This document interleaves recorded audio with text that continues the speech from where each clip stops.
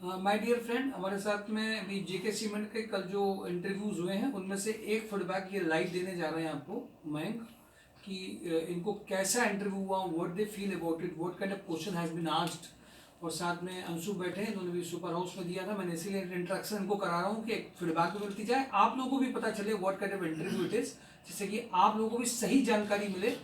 केवल ये ना हो कि नहीं जुआर से कोई नौकरी करा दी जाए। What kind of interview it is, how what they feel about the interview, कैसी फीलिंग थी। मैं चाहूँगा कि तुम पूरी बात बताओ, रियल फीलिंग कैसी थी, क्या तुम्हारे साथ लगा, जिससे कैंडिडेट को भी जानकारी मिले। Thank you sir. Hello everyone, नाम आपको बताइए, मेरा मयंक शर्मा है। और क्योंकि जब इंटरव्यू कॉल आई थी तब आपको मैंने दोबारा भी सर को बताया था और एक वीडियो पहले भी बना था।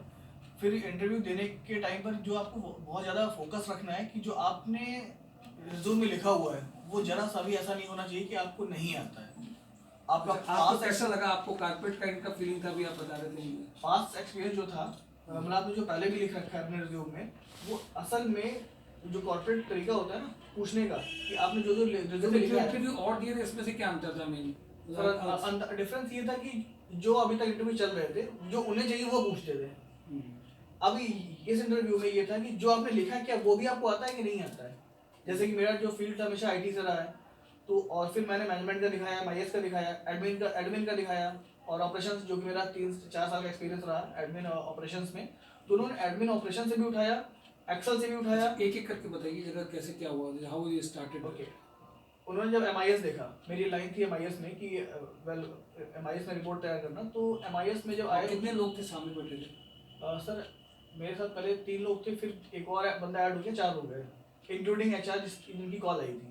अच्छा, तो 4 लोग आपका इंटरव्यू पैनल में ले रहे थे जी। Okay, very good. और दैट इज रिज्यूम उनके पास था। रिज्यूम किया तो पहले ईमेल आईडी से लेकर के उन्होंने सबसे पहले उन्होंने हल्का किया बात करने में। वैसे स्टार्ट करिए, एक फ्लो बनाते हैं जिस तरह से कि उन्होंने बात करके ईमेल आईडी, ओके ये आपने कब बनाई थी, बड़ी थोड़ी अट्रैक्टिव है, ओके, यानी कि मुझे लग रहा था कि अभी ओपन करने का कोशिश कर रहे हैं कि मैं उससे डायरेक्ट पूछूं, ओपन करूं। उसके बाद वो आए कि अच्छा एफडीडीआई क्या है, यानी कंपनी के नाम पे आ गए कि कंपनी आपने क्या किया, ये है क्या। मेरा आईडी पूछा, फिर आपकी आईटी का जो था उसके बारे में। आईटी नहीं है, अभी आईटी वाला पेज ओपन नहीं हुआ था। अच्छा ठीक, ओके। तो फिर एक्सपीरियंस शुरू हो गया, फिर कंपनी के बारे में पूछा, कंपनी के बारे में मैंने बता दिया। फिर कंपनी में करते क्या थे, अभी लाइंस पे नहीं आए, मैंने अपने मन से बताया। फिर जब लाइन पर आया तो एमआईएस आई, एमआईएस यानी एक्सेल पे काम किया हुआ आपने, हाँ ये सब किया हुआ है। एमआईएस में जिस चीज़ को हम कैरी कर रहे हैं ना कि हमको वीलुकअप आता है, डबल वीलुकअप आता है, एडवांस वीलुकअप आता है, तो ये हमारा हाईएस्ट रेंज सोचते थे, बट ऐसा नहीं है, ये उनका जीरो है। उसके बाद वो स्लाइसर पे जाते हैं, स्लाइसर के बाद वो ऑन पेपर, मशीन टेस्ट नहीं लेते, ऑन पेपर लॉजिक लगवाते हैं। लॉजिक उनके कैसे थे कि ओके आपकी एज है अभी इस राइट टाइम, जो सन चल रहा है, जो ईयर चल रहा है, और जो आपकी डेट ऑफ बर्थ है, उसके हिसाब से आप कितने दिन, कितने साल, कितने महीने के हैं, ये आपको एक्सेल पे निकालना है। तो उसकी क्या लॉजिक लगेगा, तो उस समय लॉजिक लगाना, अगर आपने पहले लगाया हुआ स्लेट तो आप लगा सकते हैं, वैसे अदरवाइज नहीं लगा। मेरे से भी नहीं हुआ कम्प्लीटली। फिर वो उन्होंने फिर इफ एल्स पे आए, सिंपल इफ से तो गए नहीं, वो ग्रेडिंग पे आ गए ठीक है डायरेक्ट। तो ये मेरा क्वेश्चन चलो निकल गया क्योंकि नेसेड इफ से हो जाता है। फिर वो एंड और पे आए, ओनली है टोटल, एंड और में डिफरेंस क्या है, हम एंड कहाँ यूज़ करते हैं और कहाँ यूज़ करते हैं, मैं ठीक है ये भी हो गया। जैसे ही कदे चलो इट्स ओके, मतलब उनके लिए ये चीज़ वर्थ नहीं थी जो फील हुआ हमको। और फिर वो डायरेक्ट स्लाइसर पे आए, what about slicer, pivot table. जब मैंने कहा pivot table is okay, pivot table का यूज़ बता दिया, कहाँ कहाँ कैसे कैसे करते हैं, क्या फ़ायदे हैं, तो ठीक है। व्हाट अबाउट स्लाइसर, अब ये आ गया सुपर एडवांस एक्सेल। तो अच्छा, आपकी आईटी वाला जो बैकग्राउंड था उससे भी पूछा था कुछ? इसके बाद फिर मेरा रिज्यूम पे पेज टर्न हुआ। फिर मेरा एफडीडीआई से पहले जो मेरा आईटी था, यूआई डिज़ाइनिंग का था, तो यूआई डिज़ाइनिंग में जो जो चीज़ें मैंने लिख रखी थी वो सब पूछी कि एफटीपी क्या होता है, सर्वर कौन सा यूज़ करते थे, कोडिंग किस में करते थे, तो मैंने HTML5 बताया। तो ASP.NET पे गए, .NET पे, खैर ये मेरा फील्ड नहीं था, मैंने क्लियर कर दिया कि मैं HTML5 पर था, CSS पे था, CSS3 पे था। तो मुझे CSS3 क्या होती है, CSS होता क्या है, मैं बता, एक कास्केडिंग स्टाइल शीट होती है जिसके थ्रू हम अपना डिजाइनिंग करते हैं और एक फोल्डर बना के हर चीज़ उसके अंदर स्टोर कर देते हैं, ठीक है। सर्वर पूछा, सर्वर बता दिया। सर्वर के अंदर एक और चीज़ पूछी, वो ये जानना चाहते थे कि आपको सर्वर के बारे में कितनी नॉलेज है। सर्वर में कोड लगता है, कोड लगता है ये बात मुझे नहीं पता क्योंकि मुझे सर्वर ओपन होकर मिलता था, पासवर्ड, उसे पासवर्ड बोल सकते हैं, लेकिन सर्वर कोड होता है। तो मैंने कहा सर सर्वर मुझे ओपन होके मिलता था और एक .sm करके फाइल होती है, वो सर्वर लेकर SM फाइल इंस्टॉल कर देंगे, हम कहीं भी हैक कर उसको निकाल सकते हैं। ठीक है, इतना हो गया। फिर और पुराने इस पे गए, कहते आपने सिर्फ डिज़ाइनिंग करी हुई है पहले। मैं कहा सर स्टार्टिंग मैंने डिज़ाइनिंग से करी थी, फिर मैं डेवलपमेंट में आया, तो डिज़ाइनिंग क्या करी थी। तो ये अभी वही सीन चल रहा था जो मैंने अपने रिज्यूम में लिखा है, जो रिज्यूम में मेंशन किया है, वो आपको पूरी तरह आना चाहिए, नहीं तो फिर आपको आगे वो बढ़ेंगे ही नहीं। एक्सेल के आप बिल्कुल हल्का मत समझिए कि एक्सेल वो बहुत नॉर्मल लेने वाले। कॉर्पोरेट में अगर आप किसी अच्छी कंपनी में जा रहे हैं, कि ब्रांड में जा रहे हैं, तो एक्सेल एडवांस होनी चाहिए। अच्छा, इसके अलावा और कुछ पूछा उन्होंने? हाँ, जैसे कि मेरा फील्ड जो था HR एडमिन ऑपरेशंस, तो उनको टिपिकल HR चाहिए था। ये मेरी पर्सनल अकॉर्डिंग प्रोफाइल हो गया। अगर एडमिन चाहिए होता, ऑपरेशन चाहिए होता, तो वो ले लेते। टिपिकल HR से चाहिए था क्योंकि मेरा PF और सैलरी जो होता पेरोल से रिलेटेड, पेरोल से रिलेटेड कुछ पूछा उन्होंने? हाँ, पेरोल पे ही पूछा कि क्या क्या पूछा? पेरोल में कि कितने % होते हैं, तो 12 बता दिया। किसका लेते हैं, बेसिक का की ग्रॉस सैलरी का, तो बेसिक्स का। बेसिक्स होती क्या है, अब वो स्टेप बाय स्टेप अंदर और क्या क्या फिर 12% हो गया। अच्छा 12% हो गया, 12 में ओके, 12 में फिर ये और कैसे डिवाइड होता है, ESIC क्या होता है।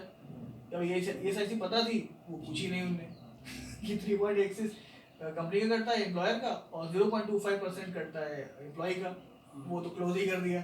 जो नहीं आता था, नहीं में क्या, जैसे नहीं में था कि PF में आ जाओ, 12% जो कट रहा है PF, वो PF में एक पेंशन प्लान भी होता है। हाँ, ठीक है, तो पेंशन प्लान नहीं पता था, ठीक है।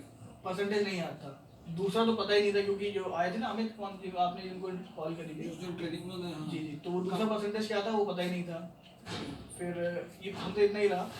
उसके बाद संदीप मैंने पूछा था, तो संदीप का तो बहुत ही बड़ा था, जो आप सर बता रहे थे उस दिन, कुछ और भी होता है अच्छा, PF ESI का रिलेटेड थे। और क्या पूछा?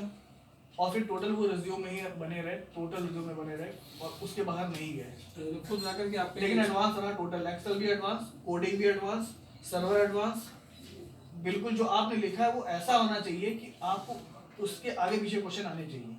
तो आपको एक एक्सपीरियंस ये मिला कि whatever has been written on the resume, whatever you know they ask you, वो उन्होंने आपसे पूछा, उसके बारे में ही आपसे ज़रा पूरा पूछा। और पेरोल आपका वीक था, इसकी वजह से आपको ऐसा नजर आया कि पेरोल हमें और बढ़ करके जाना चाहिए था। जी राइट। अब आप ये मानते हैं कि जो हम लोग ट्रेनिंग सेशन रखते हैं, क्या आपको लगता है उसके बिना इस तरीके के इंटरव्यूज निकाले जा सकते हैं? बिल्कुल नहीं। ट्रेनिंग सेशन का सबसे बड़ा बेनिफिट आपको मैं ही दे सकता हूँ, क्योंकि मेरा एक्सेल नहीं था, मेरी कोडिंग थी, कंप्यूटर्स मेरा फील्ड रहा, लेकिन एक्सेल नहीं था। एक्सेल मेरा यहीं से प्रिपेयर हुआ। फिर थैंक यू सर आपका भी, क्योंकि आपने फिर इस लायक समझा कि आपने trainer as a trainer promote कर दिया कि आप ट्रेनिंग भी दो। तो इतनी एक्सेल मेरी इतनी हो गई कि मैं अब ट्रेनिंग पे आ गया, लेकिन विद हेल्प ऑफ प्रैक्टिस।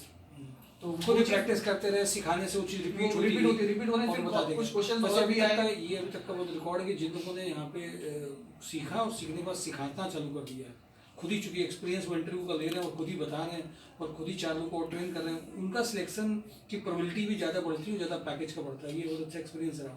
उसको अच्छा मतलब पे रोल पे, इस प्रोफाइल में पे रोल में काम करके जाना है, यानी कि पे रोल का अगर थोड़ी सी डेप्थ प्रिपरेशन हो जाए और काम किया हो तो और अच्छा काम हो सकता है। उनके मतलब HR का है, तो HR टोटल HR एडमिन और ऑपरेशन, जिसको मैं हाइक कर रहा था, मैं हाइक सोचता था, वो नहीं था। एडमिन और ऑपरेशंस ये उनके लिए नॉर्मल बात है, ये आप गेस कर रहे हो। हाँ, अभी क्योंकि रिजल्ट नहीं आया है तो लोगों को बाद में पता चलेगा। और HR का मतलब है कि वो टर्म ही याद नहीं आ रहा, क्योंकि मैंने HR पूरा डायरेक्ट में काम नहीं किया, फिर मैंने रिक्रूटमेंट किया हुआ है HR तो में। पेरोल में मैंने ESIC परसेंटेज, एडमिनिस्ट्रेटिव चार्जेस वगैरह सब पूछे। उसके बाद एक चीज़ और भी याद ही नहीं आ रही, क्योंकि पहली बार नाम ही सुना था। जो वो अमित जो देखते हैं, जो जिन्होंने कॉल करी थी, वो भी पूछा गया था। चलिए ओके। देखिए एक एक्सपीरियंस अच्छा रहा, एक रहा। मुझे उम्मीद है कि कुछ ना कुछ इसमें ये आपको भी सीखने को बहुत मिलेगा कि what is kind of exactly interview it is. और इसीलिए मैं आपसे कह रहा हूँ कि जो हम लोग क्या कि सेशंस होते हैं संडे के बीच में, जो सेशंस हम लोग लेते हैं, वो इसलिए लेना इंपॉर्टेंट है क्योंकि इंटरव्यू को जाने से पहले जिन एक्सपीरियंस कैंडिडेट के साथ में हम आपको भेज रहे हैं, वो आपको कुछ ना कुछ सिखा के भेज रहे हैं, एक्सपीरियंस करा के भेज रहे हैं, ट्रायल लेके भेज रहे हैं, बहुत बड़ा फर्क पड़ता है। इसीलिए ये जो प्रोफेशनल सेशंस हैं एक्सपीरियंस कैंडिडेट के साथ में, ये आपको एडवांटेज जरूर देते हैं। Thank you for today. Daily job news, myskilljob.com।